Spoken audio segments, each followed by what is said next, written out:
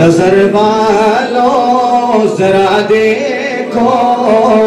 محمد کی بلندی کو، نظر والوں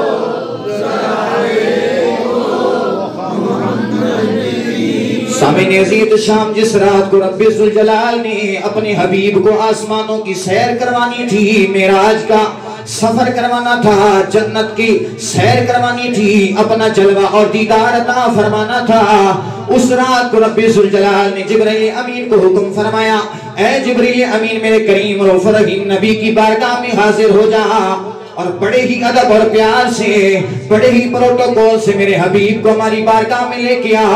جناب جبریل امین جب محمد عربی کی خدمت میں حاضر ہوئے، میرے مصطفیٰ کریم بیدار دل لے کے آرام فرما رہے ہیں۔ جناب جبریل امین میں آکے جب مصطفیٰ کو آرام کرتے ہوئے دیکھا،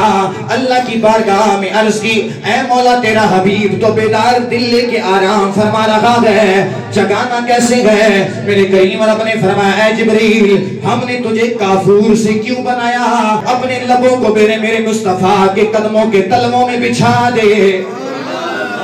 جناب جبریل امین نے اپنے ہونٹوں کو، اپنے لبوں کو مصطفیٰ کے قدموں پہ لگایا،